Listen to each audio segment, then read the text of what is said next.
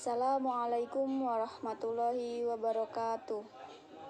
Selamat pagi kepada Bapak Rukin selaku dosen pengampu mata kuliah Logika Informatika dan teman-teman semua yang hadir dalam Meet pagi hari ini. Saya Ana Taskia Putri akan mempresentasikan tugas makalah saya dengan materi logika. Pengertian logika. Logika merupakan ilmu tentang metode penalaran yang berhubungan dengan pembuktian validitas suatu argumen, dan suatu argumen yang berisi pernyataan harus diubah menjadi bentuk logika agar dapat dibuktikan validitasnya. Logika mengkaji hubungan antara pernyataan-pernyataan, statement, seperti semua pengendara sepeda motor memakai helm. Setiap orang yang memakai helm adalah mahasiswa. Jadi, semua pengendara sepeda motor adalah mahasiswa.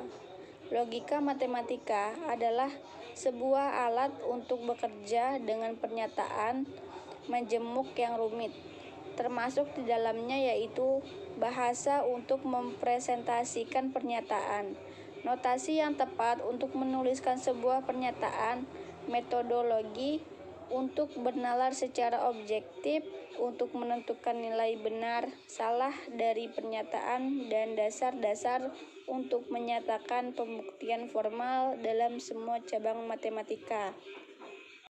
Berikut sejarah dari logika.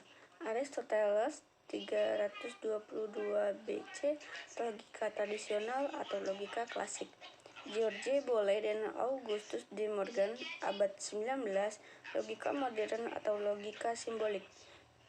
Gottlob Frege, Bertrand Russell, Alfred Knopf, Whitehead, John Stuart, abad 20, pengembangan logika modern. Logika mempunyai peran dalam bidang matematika, elektronika, dan ilmu komputer atau informatika. Dasar-dasar dari logika yaitu ada suatu argumen yang secara logis kuat, tetapi ada juga yang suatu argumen secara logis tidak kuat. Argumen terdiri dari proposisi atomik yang dirangkai dengan logical connectives membentuk proposisi majemuk. Jenis proposisi yaitu proposisi atomik dan proposisi majemuk. Berikut contoh dari logika. Contoh 1. Argumen logis. Jika harga gula naik, maka pabrik gula akan senang. Yang kedua, jika pabrik gula senang, maka petani tebu akan senang. Yang ketiga, dengan demikian, jika harga gula naik, maka petani tebu senang.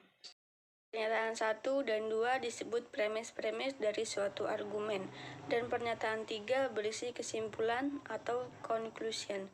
Jika suatu argumen pemilik premis-premis yang benar, maka kesimpulan juga harus benar. Contoh 1 juga disebut dengan hypothetical syllogism, yaitu 1. Jika A maka B, 2. Jika B maka C, 3. Jika A maka C. Contoh 2 argumen logis. 1. Program komputer ini memiliki bug atau masukannya salah. 2. Masukannya tidak salah. 3. Dengan demikian, program komputer ini memiliki bug. Contoh 2 juga disebut dengan disjunctive syllogism, yaitu 1. A atau B, 2. Bukan B, 3. A. Contoh 3 argumen logis. Jika lampu lalu lintas menyala merah, maka semua kendaraan berhenti. Lampu lalu lintas menyala merah, dengan demikian semua kendaraan berhenti. Contoh 3 juga disebut dengan modus ponens, yaitu 1. Jika A maka B, 2. A, 3. B. Logika proposisi. Menurut Ardian dan Suyosiawati pada tahun 2014, logika proposisi adalah logika pernyataan majemuk yang disusun dari pernyataan-pernyataan sederhana yang dihubungkan dengan penghubung boolean. Sedangkan proposisi merupakan kalimat deklaratif atau pernyataan yang memiliki hanya satu nilai kebenaran, benar saja atau salah saja, akan tetapi tidak kedua-duanya benar sekaligus salah. Pada umumnya, bentuk proposisi adalah kalimat berita yang bisa ditentukan nilai kebenarannya benar atau salah. Proposisi sederhana biasanya ditulis dengan huruf P, Q, R, S, P1, P2, G1, G2. Nilai kebenaran yang mungkin untuk suatu proposisi. Benar dapat pula ditulis B, T, true 1. Salah dapat pula ditulis S, false 0. Contoh dari proposisi yaitu Muhammad Hatta adalah presiden pertama Indonesia. 2 tambah 2 sama dengan 4. Penghubung proposisi.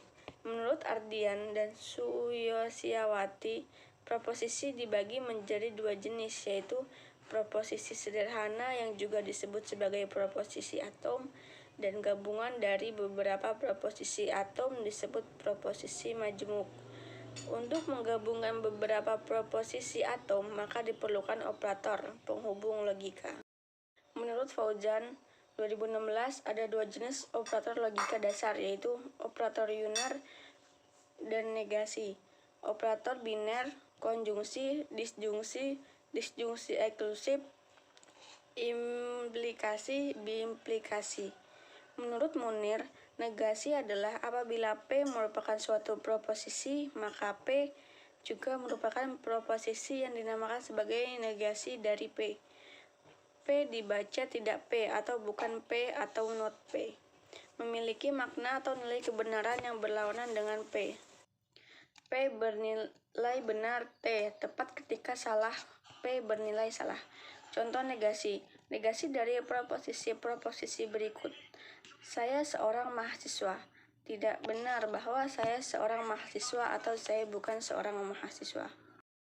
Menurut Munir, konjungsi adalah apabila P dan Q merupakan proposisi, maka P, Q juga merupakan proposisi yang dinamakan sebagai konjungsi dari P dan Q. P, Q dibaca P dan Q atau PNQ. P, Q bernilai benar, true, tepat ketika P dan Q keduanya bernilai benar. Selain itu, konjungsi dari P dan Q bernilai salah. Menurut Novianti, disjungsi adalah apabila P dan Q merupakan proposisi, maka P, Q juga merupakan proposisi yang dinamakan sebagai disjungsi dari P dan Q. P, Q dibaca P atau Q, atau P or Q. P, Q bernilai salah, false, tepat ketika P dan Q keduanya bernilai salah. Selain itu, disjungsi dari P dan Q bernilai benar tanpa adanya untuk disjungsi. Menurut Novianti, exclusive or adalah apabila P dan Q merupakan proposisi, maka P, Q juga merupakan proposisi yang dinamakan sebagai disjungsi eksklusif atau exclusive or dari P dan Q. Menurut Novianti, implikasi adalah apabila P dan Q merupakan proposisi, maka P, Q juga merupakan proposisi yang dinamakan sebagai implikasi. Jika P, maka Q. Di sini P disebut sebagai hipotesis, anteseden atau premis, dan Q disebut sebagai konklusi atau konsekuensi.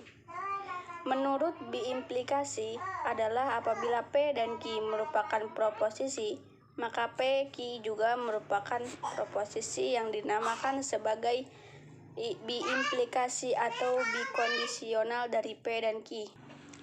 Menurut Novianti, precedence operator logika memberikan suatu aturan operator mana yang harus lebih dulu dioperasikan dikarenakan pada suatu operan. Baik teman-teman, itu saja materi yang dapat saya sampaikan. Kurang lebihnya saya mohon maaf, dan jika ada yang ingin bertanya dipersilakan. Saya akhiri, wassalamualaikum warahmatullahi wabarakatuh.